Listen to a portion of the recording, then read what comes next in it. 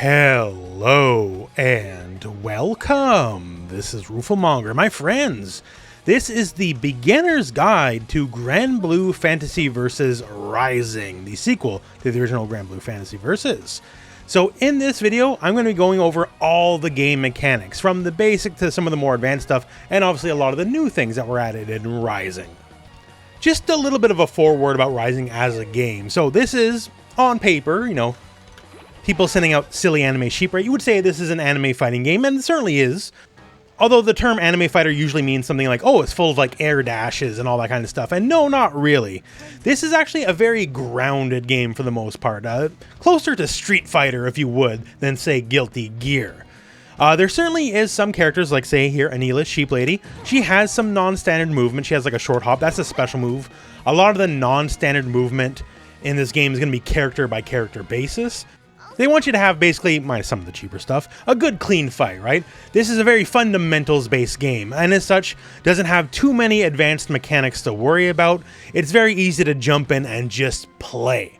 So if you don't know a lot of the mechanics, that's exactly what this video is for. Everything will be timestamped, so skip forward to whatever makes sense for you. Leave a like if you could. Otherwise, let's talk about all the mechanics on exactly how Granblue Fantasy Versus Rising works. So let's start with the absolute basics. This is what we call a 4-button game, although technically 6. We'll get to that in a second. So there is light attacks, medium attacks, heavy attacks, and the unique button. And a unique button is, well, unique to every character. So someone like Anila will just swing her sword staff at you, whereas someone like Zoe has a unique bar to fill up, right? Everyone unique does its own thing. So that's character to character. Now, the other two buttons, there's also dedicated block button. This game is both back to block, like say Street Fighter, but also dedicated block, like say Mortal Kombat. You can do both. In fact, it's to your benefit to do both. Regular back to block, you can still walk backwards while blocking, right? Your movement's not curtailed, like say if you hold the block button. If you hold the block button, you can't move, other than you can do some of the universal defensive options. You're stuck in place. An important thing though, say something like a cross-up, an attack where you jump over and hit on the other side. So the rules work for both, like the way you would think. So if you are holding back to block and you get hit by a cross-up, you get hit. You have to block the other way, right? That's how that works in 2D fighting games. But if you hold the block button will actually block all sides all at once. So you do not have to switch buttons, switch sides manually. You will get both sides all at once. So it's one of the things about this game is you'll probably be using a mix of both traditional blocking, because you still have the movement, and hold block, so you don't have to deal with certain mix-up situations. Now, hold block will deal with left-right mix-ups, but it will not deal with high-low mix-ups, just FYI. And the other button is the dedicated skill button. So the skill button lets you do shortcuts. So this game does let you do, fireball is quarter circle forward button, uppercut is forward, down, down, forward button, the uppercut, dragon punch motion, right? That's still all there. But if you hit the skill button and whatever button of your choice, and say a certain direction, instead of doing the motion, I can just hit the button and it'll do it for me. It's an easy input.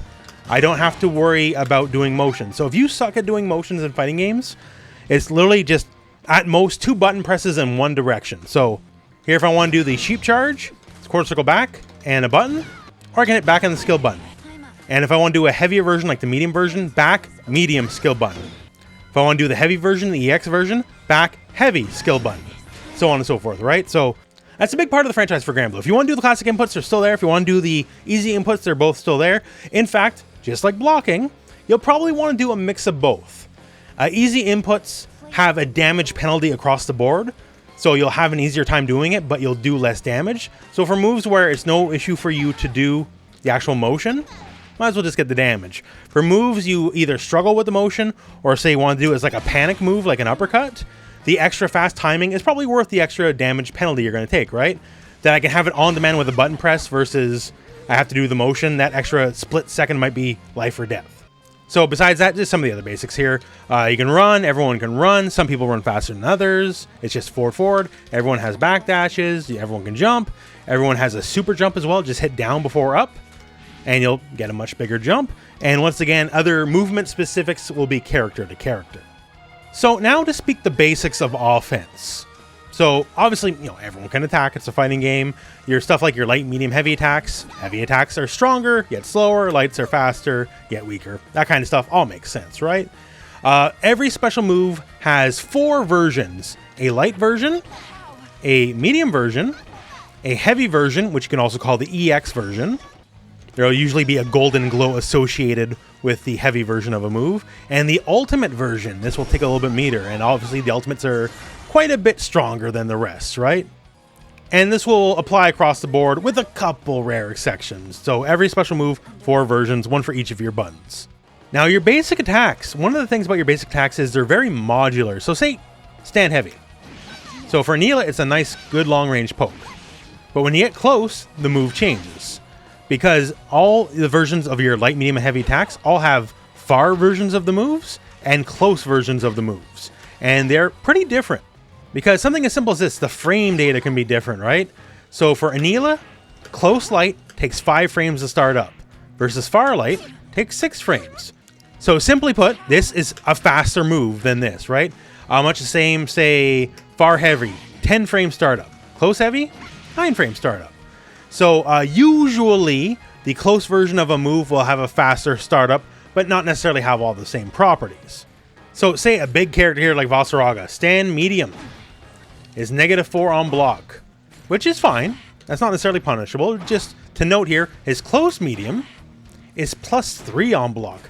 So they're very different usage of moves here.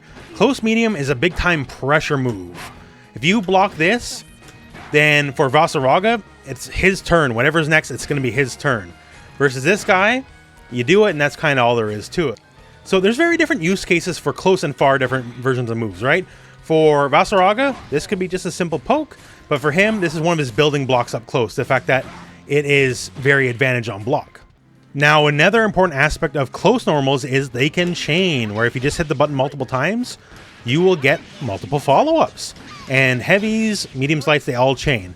You cannot chain from the further normals. You have to be doing the close version of a normal to get the chain going. Everyone has this. This is a universal mechanic. The chains will be different character to character, like at least animation-wise. But you'll always get your base first hit, and then get 2 additional follow-ups. So on a basic level, it's just a good way to get combos in, right? Get your damage. So instead of being far out, getting quick poke into special, you can get multiple hits, and then go into a special move, get more damage. This also helps our concept of hit confirming, where if we do this, okay, my moves got blocked, I shouldn't go into my special move now. Most, not all, most special moves tend to be negative to punishable on block, right? So if I see this, if I went for my special at the end, I'm going to get beat up for it. You can see those nasty -20, right? In red. Red means bad. So you do this, it gives you enough hits, enough visual information to say, okay, I should stop attacking. That's another good thing about the hit chains. Seeing if you get your hits and going into a special, or seeing if you didn't get your hits and then stopping, is a very important art we call hit confirming in fighting games. This can be the difference between you winning or losing. Now, another important thing about chains and Rising specifically is they have canned mix-ups. So your first and second hits are still going to be your first and second hit, but the third hit you can actually change up by hitting either forward medium or forward heavy. If you hit forward medium for your third hit, it's a low, a true low. So I can go my first 2 hits in, and if you didn't block low, you're going to get tripped up. So you can successfully block, but still get mixed up here. And this is the same for all your strings. It doesn't matter. It can be lights or heavies. Just as long as the third hit is forward and medium, it'll always be a low. Conversely, if you do forward and heavy, it'll always be an overhead. So same deal here. Block the first 2 hits. Okay, I can now attempt to mix you up. So forward heavy is an overhead. So this is universal across the cast. Everyone after the first 2 hits can force a bit of an overhead/low mix-up. Certainly, some characters are better than other characters when it comes to forcing mix-ups, but this gives a universal option to everybody. And of course, fun little things where if you go for the first 2 hits, someone anticipates you going for, that high-low mix-up, do your hits, you can stop, then run forward and say, throw them, right? And of course, throws are a big part of offense in this game, because when someone's being too defensive, you just walk up, throw them, maybe stop being so turtly next time. Another aspect of offense in this game is running attacks. Everyone has running attacks, and all the running attacks are run light, run medium, and run heavy. The thing is, they are a bit different character to character depending. So something like a run light. Run light is universally plus on block. So if you're watching this like a year from now, that actually might get changed because that's a contentious thing right now. But yeah, if you want your easy offense, everyone, run light, always advantage on block. That's great. And if it actually hits, it's usually advantage enough on hit for most characters to get a quick conversion. So run light is a very strong tool, and almost every character will want to make use of it. Now, run medium is another deal, kind of different character to character. It's usually a mix button. So say for Anila, run medium is a low. However, for a character like Ladiva, run medium is an overhead. So this is going to change character to character, but generally speaking for the cast, run medium is either a low or an overhead. And moves like run heavy differ character to character. Like usually it's just a good poke. For someone like Ladiva, this is the wrestling big boot, right? So gives Ladiva some good range for a character that normally doesn't have moves like Titanic range. So this gives them a move with a lot of range. For someone like Zoe, it's an offensive defensive tool as she uses the shield, and the shield is armored. So while she's charging forward and uses a shield to go forward with, it will deflect attacks. And it also launches people and you get combo follow-ups after the fact, right? So run heavy is generally different character to character. Everyone's run heavy has a different tool in mind, a different aspect out of the character. That one is like the most unique of all of them. But yeah, so run light, always advantage, even on block. Run medium is usually going to be some kind of mix-up button, either an overhead or a low. And run heavy is more unique to character to character. And the last universal thing to mention is simply just counterattacks. So counterattacks are exactly what they are on paper. When the enemy is starting their attack, you hit them out of it. And you'll get a nice big flash letting you know it got a counter, and the heavier the button you counter with, the more significant the counter state can be. The thing that matters with counter hits is they always give more frame advantage than normal. So here, stand light is plus 10 frames, right? But if counter hit were not to be turned on, stand light now would only be plus 8. And that can ideally let you link into things you normally couldn't. So if I'm on top of here and I know you're going to mash buttons, right? I'll go for my counter hit. So now that I'm plus 10 instead of plus 8, that means I can link my close heavy because my close heavy is 9 frames. Normally, because it's only plus 8, I wouldn't be able to get it, right? 9 is a bigger number than 8, simple math. But if I have 10 frames of advantage, I can turn my fastest move, my 5-frame move, into a combo featuring one of my heavier moves. So something simple, but just keep in mind, right? Counter hits always give more frame advantage. And keep in mind, counter hits are just important overall, right? Like say against a jumping foe. The counter hit, you get a nice big flash, you know you definitely got your counter hit. And they won't be able to air recover. They'll just hit the ground, which means you can get certain combos.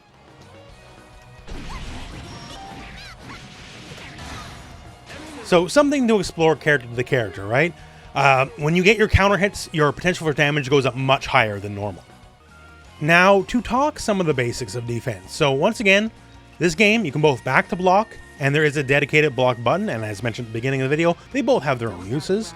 Now, one thing about this game is there is indeed air blocking to a point. So some games let you air block all the way, some got some rules to it, so this one's got some rules to it. So against an air-to-air attack, you can always block. That's fine. Against, say, projectiles, right? Maybe you want to try jump over them or some other evasion, but if you land on a projectile specifically, then you can block it, as you can see in the air, right? So it's not a death sentence if you accidentally jump into it, like, say, Street Fighter. You're allowed to air block a projectile. So avoid if you can, don't feel bad if you couldn't. However, certain moves cannot be blocked while you're in the air. Say, like anything the opponent does that's grounded. So if their 2 feet are on the ground, like they're not jumping, those moves are not blockable.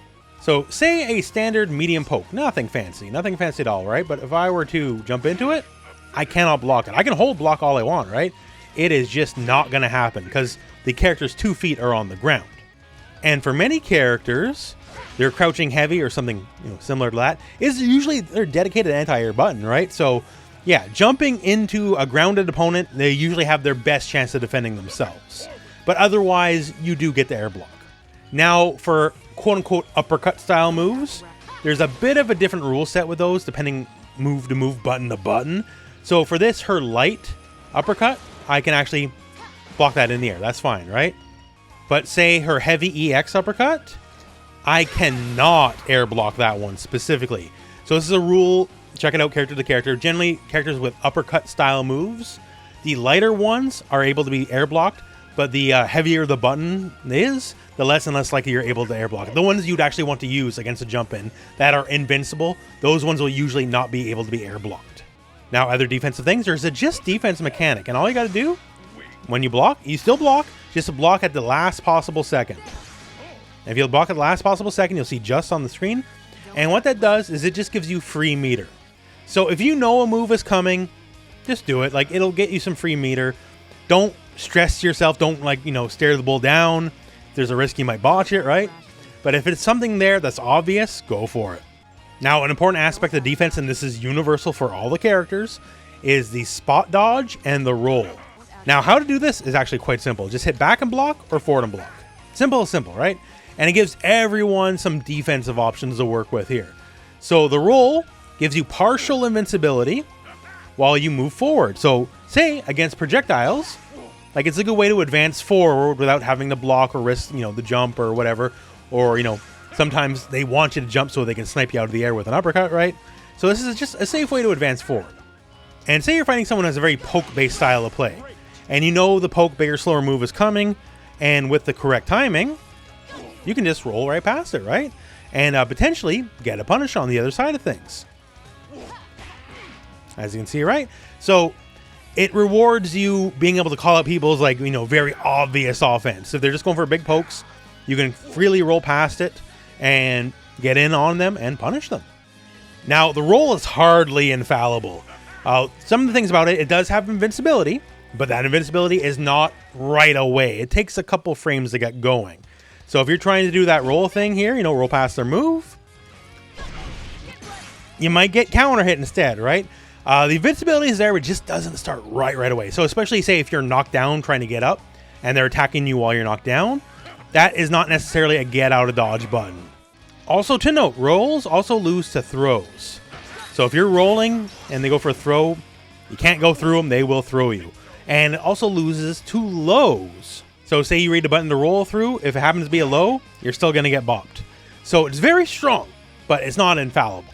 Now the spot dodge, same deal as a roll, except you just keep your place. So the spot dodge is a good way if you don't want to risk any movement, you just want to avoid something.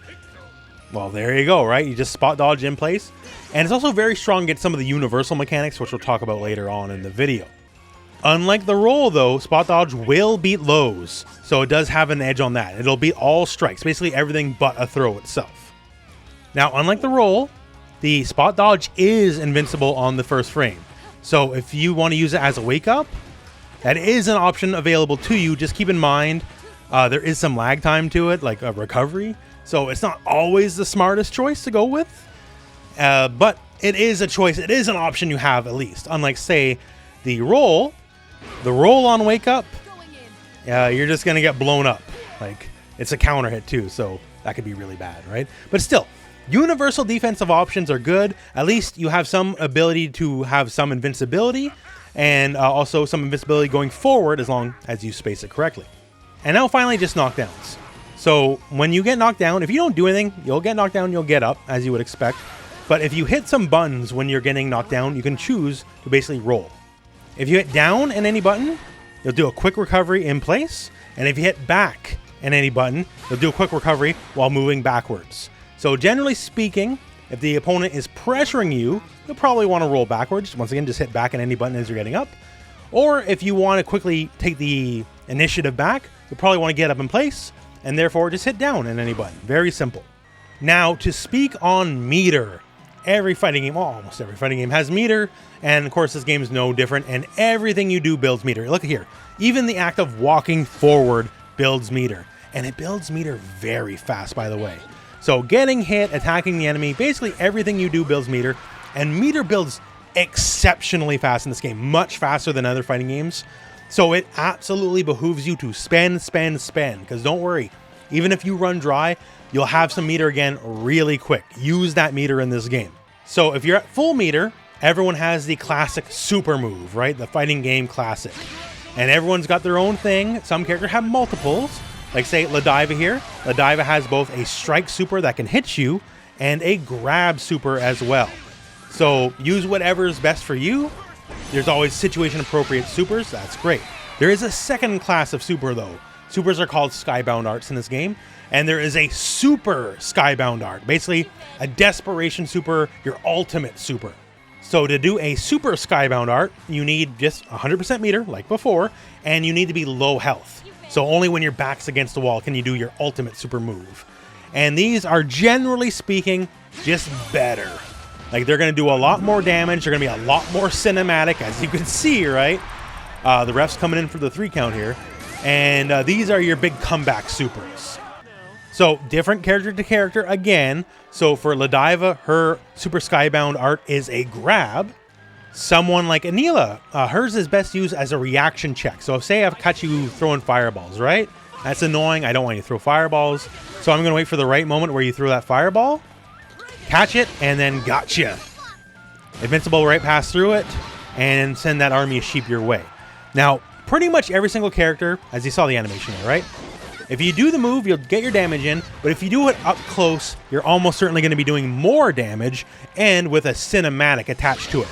This is generally for combos specifically. So if you want to end a combo with your super skybound art, you'll get the cool cinematic, and you'll do the maximum amount of damage possible. Now, while every character has the really cool cinematic super that's awesome to look at, right? Does a lot of damage. A lot of characters also have what we call installs, or just plain old buffs, where you do it and you don't necessarily get the big damage gratification out of the gate, but you'll spend all that meter and then something good will happen here. So for Onrey, he'll get a very powerful buff where every time you hit a medium or a heavy button, he'll shoot out one of these spears of light on top of the actual attack itself, right? And it's a very powerful mechanic to work with. So for him, it's very much worth it to spend the meter, even if you don't get the immediate gratification of doing some damage. Lots of characters have moves like this. Now, supers are cool. There's a lot more to spend on besides just that. Things like your ultimate skills. Ultimate skills take any of your special moves. Every special move has an ultimate version, and doing that version will spend half of your super gauge. Now, a lot of these aren't maybe as immediately impressive as, your big fancy supers, but they're very strong and very game-winning. Now, a thing to note here, so say Percival, he has a basic fireball style move, right? That's all well and good. And the heavy version, even better yet. But the ultimate version is not a fireball. It has a completely different mechanic around it, completely changing the use case of the move. He leaves a DOT fire pit. And while you're in this pit, you will continue to burn. You don't have to do anything, right? It'll just happen by itself. And you can lose a lot of life that way.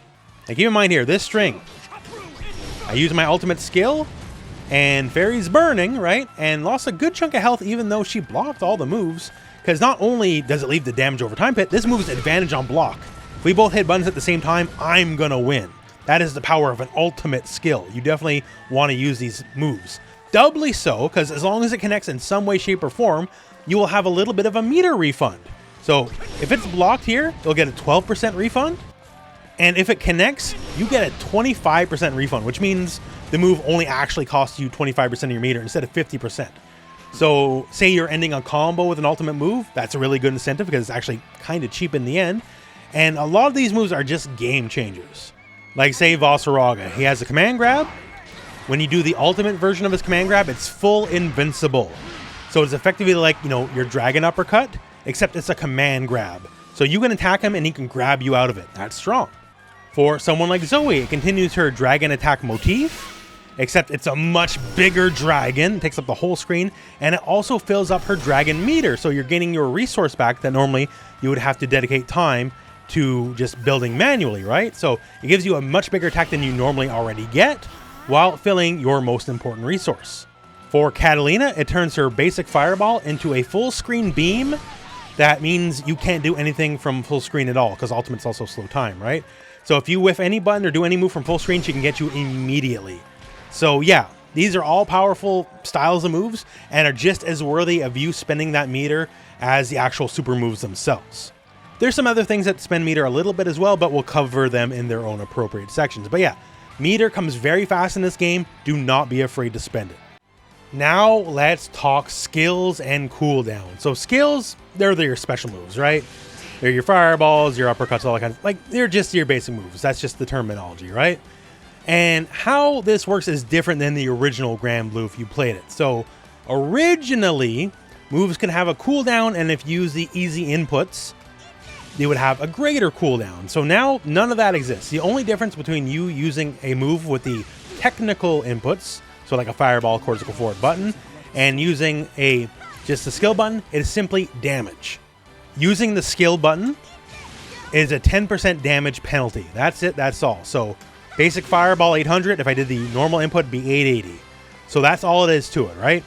So a lot of times you'll want to just use the easy input because it's faster. But a lot of times it's really not a big deal just to do the input, so why not get the extra damage? So they found a sweet spot there. The thing is now with cooldowns has to do with your EX, your heavies, and your ultimate versions of your skills. So let's take the basic fireball. Light fireball, I can basically spam it till the cows come home. That's fine. Medium fireball, same deal. But if I go for my heavy, my EX, I got my better fireball, but now there's going to be a bit of a cooldown associated with it. And it's much the same if I did the easy input where I hit my skill button and heavy at the same time. I'm still going to get the same cooldown. So there's no difference on using easy inputs or not. But EX moves in general will invoke a cooldown on your move. And that's basically the one way to curtail them, because obviously your heavy versions are going to be stronger than your light or mediums. Now, that said, the ultimate version of any given move will also evoke a cooldown. Usually the cooldown's faster because you are spending, part of your meter, right? But there is a cooldown nevertheless. So while that cooldown is going, I cannot do my basic fireball until the cooldown is over. So, basic balance mechanic. Now, there's a couple things to note here about cooldowns. One, ultimate skills, as long as you have the meter, will always bypass a cooldown. So if I go for my heavy version and my fireball's now on cooldown, and if I went for the ultimate version, it'll still happen.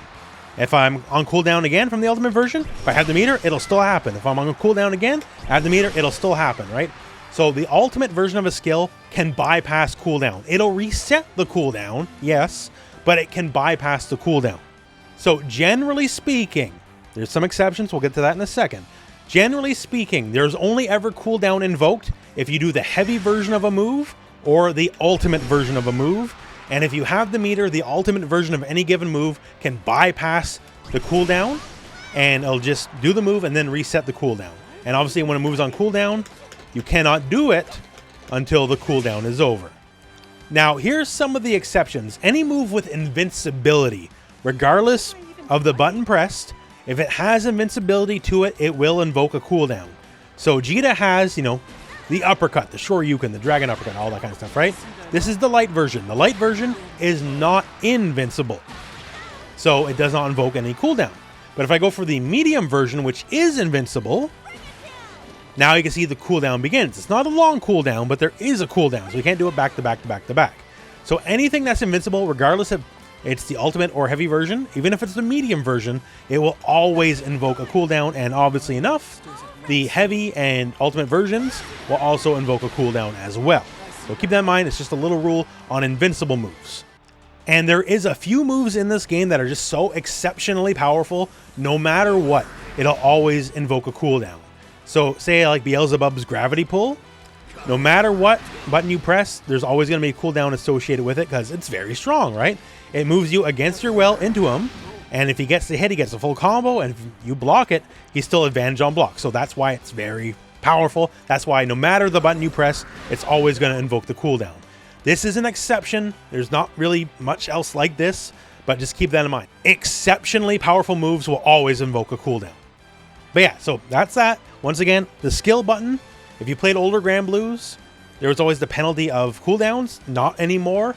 Cooldowns are basically mostly for just your heavy and ultimate versions of a move, with rare exceptions. So if you like those easy inputs, go crazy. This is what that game's about. The easy inputs are part of the game's balance. Now let's talk the bravery point system. So you see those little dots above your health here? Those are actually incredibly important as they fuel some of the best offense and defense in this game. So let's talk defense first. So say you're being pressured. Ain't no one want to deal with no pressure, right? So one of the uses here is what we would call in most games an alpha counter. So simply hit your medium and heavy at the same time, and at the cost of 1 of your bravery points, this is your get off me button. It'll deal a little bit of damage, not much, but it'll reset the pressure. Now, one of the things about the bravery system is once you're out of your bravery crystals here, notice the flashing portrait. We'll get to that in a moment. So using our bravery point here, it's really good on defense, but it's also really good on offense. So say you're in the enemy's position we just had here. You're the one attacking, and they're stubborn, and they just keep guarding everything. Once again, while you're attacking, hit medium and heavy at the same time, and you can use a bravery point to do a guard crush. And not only will it break their guard open, it will also take one of their points away. One of their crystals will break. So you lost one using it, but they also lost one because they got guard broken. And breaking the opponent's guard can lead to guaranteed damage. So like say the bot here is indeed set to block everything. And after I hit them with the guard break here, they can be set to block everything all they like. It doesn't matter. I get the hit in because they're guard broken, right? Not every move is always going to work, but it's certainly a lot of guaranteed damage there, considering, you know, they quote-unquote blocked the move. So you got to watch out for that. So that seems really strong, and yes, it absolutely is strong, but there is some things you can do about it. Because the move, the guard break itself, does have obviously a bit of a tell to it, right? And it's not the fastest move in the world. So if you see it coming, you can do several things.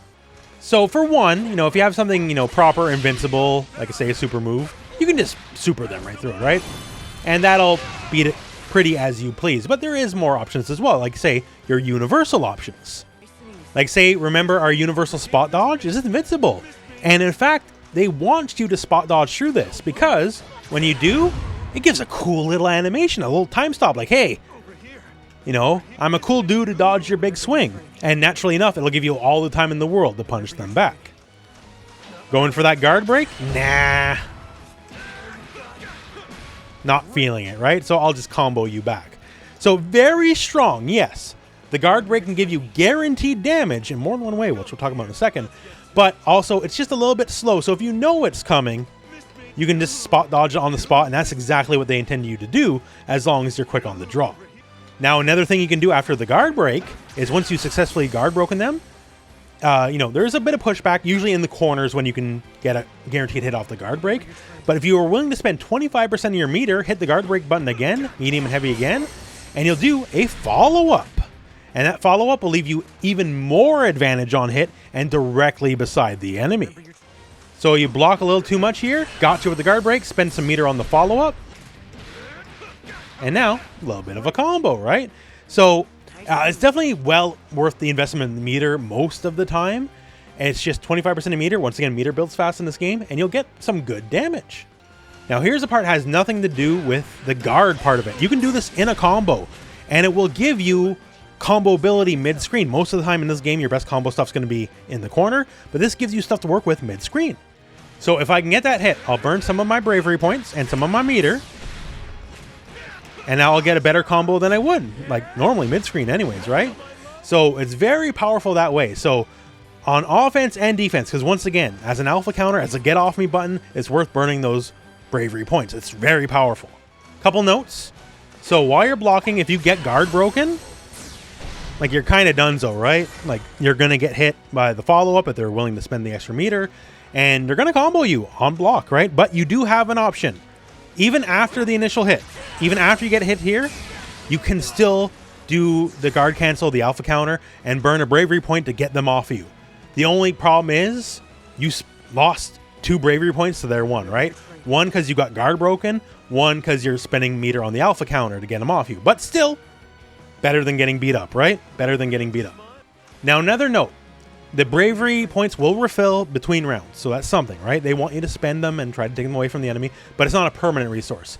When you hit someone with a super, or just do a super in general, you will gain a bravery point back.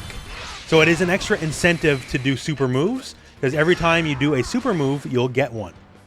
So here, I'm just wasting them, right? And now I'll do a super move, and there we go. Before it even connects, I'll get it back. So that's another incentive to do supers, because it can save your life. Or give you more offense down the road. And specifically when you do a super skybound art, 1, it'll give you that bravery point back, but it also takes 2 away from the enemy.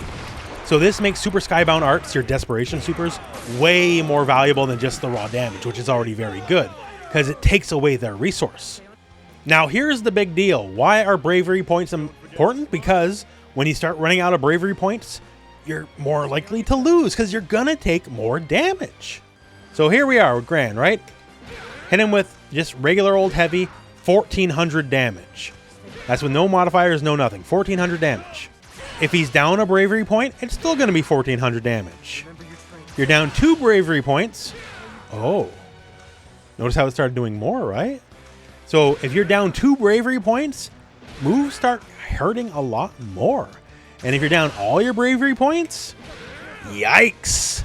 2100. Remember here, normally, that's 1400, right? That's a significant damage boost. So when you're down at least 2 bravery points, you're going to be taking a lot more damage. And if you're down all the way, you really got to watch out. Because, like, any given move is going to hit like a truck now, right? It's probably closer to the end of the round than not. So it really behooves you to watch that resource. It gives you a lot of powerful moves, but don't go crazy spending it unless you mean it. Because once you're down, you're going to take more and more and more damage.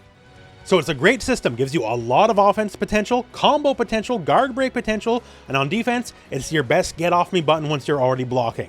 Because, you know, many characters aren't blessed with the uppercut style move, an invincible reversal, so this is one of the few options they'll get. So it's very powerful, offense and defense, but you gotta watch out, because once you're down at least 2, you're gonna take more damage, and if you're completely out, moves are gonna be hitting like nothing else. You're gonna die. Watch out. Now, let's just talk combos. Every fighting game you need combos, right? And I don't want you to get it wrong here. This game, being this game, a much more grounded game than most, some of your best combos are going to be like poke into special, right? That's going to win you games more than the most elaborate corner combo, because fundamentals are very key in this game. So don't dive into the deep end of the pool right away, right? Because the basics matter a lot. But, of course, we need to know the rules. So one of the rules of this game, like many other anime-style fighting games, combos are based on what we call hit stun decay. And what hit stun decay simply is, the longer the opponent is in a combo, the more hits they take, the more likely they are to fall out of the combo. So I'm going to give you an example corner combo that's like more elaborate than it needs to be, just to show you that part way through the combo, Percival here is going to flip out of it.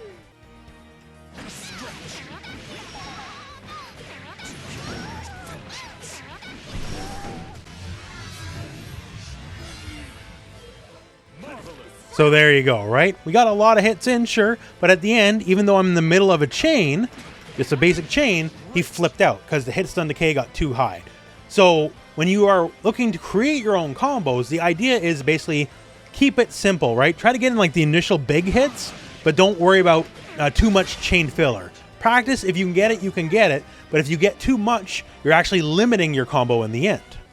Another thing that's very important to know is frame data. So thankfully this game does have frame data, unlike the original. So things like this in the combo, right? I'm going for this string, and after EX sheep, okay, it says I'm positive 6 frames, right? So ideally you want to get as many heavy attacks in a combo as possible, because heavies simply do more damage. But my close heavy is 9 frame startup, so I'm not going to get it. That's why in the combo I use my close medium, because that's exactly 6 frames. So in this scenario, thanks to the fact I have the frame data and I know what's up, I know I can link that into that and keep my combo going. So it really behooves you, while you're trying to figure out combos and stuff, turn on the frame information, because it can save you a lot of time and let you know certain things that are possible or not possible. Now, speaking of the frames, another very important thing to know is there's a way to get frame advantage without counter hits or anything like that. It's simply if the enemy is standing or not. So let's take a basic poke here. Stand light is +5 on hit. Sure, makes sense. But if the enemy happened to be crouching, now it's +6. And you'll find that it's going to be basically something across the board, right? So close, medium, +2. Against a crouching foe, +3. You're going to get more frame advantage on a crouching character. And the game very much is begging you to do this. So say the opponent is blocking, we go for the Raging Strike, the guard break, and we do the follow-up. It very purposely leaves them in a crouching state. So say for an example here, I want to go for this specific combo. So heavy chain, EX sheep, crouch medium sheep. Doesn't work. Why? Because after this heavy chain, Go for EX Sheep, I'm +6. My crouch medium, 7 frames. Just not going to work. However, since the Raging Strike and the follow-up leave them in a crouching state, now we're +7. We get that extra frame advantage because they're forced into a crouching state, so that means that will be a true combo.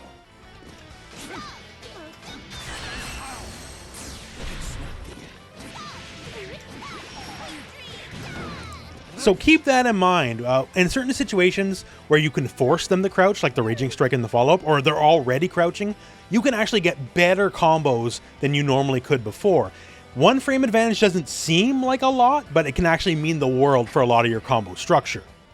And of course, for combos, when you're just like in the menus, right, and there's combos here, some of these here, like practical combos, are like kind of the real deal. So when you're looking at these, and you want to practice your combos, like they're not bad ideas to look at. As you can see here, similar start to what I was doing before, right? So don't be afraid to look at the menus.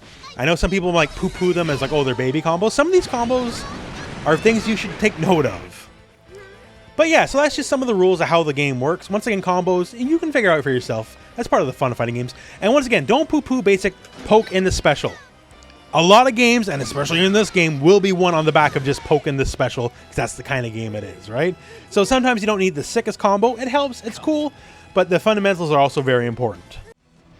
And that is the beginner guide for the game. So hopefully this will get your feet on the ground, help you understand the core rule system, and get going. So Granblue is very interesting in that it's like very much between worlds of like, some of the more crazy anime fighter stuff and a lot more grounded approach for some other games. And it's very much its own thing. The one thing I do like about this game, compared to some other fighting games, I find this game much easier to dip your toes into than some others. If you're looking for, a first fighting game to play, or if you haven't played a fighting game in a long time, this is a really good game to do so. Especially because with Rising, we have a very large starting roster, more characters to come, and some just really fun mechanics and a fun game to play. So anyways, that said, hope this video helped you out. If it did, please leave a like. It would be sincerely appreciated. And otherwise, we're at the end of the video. So thank you very much for watching. Hope this video has found you well, and go out and play some Granblue.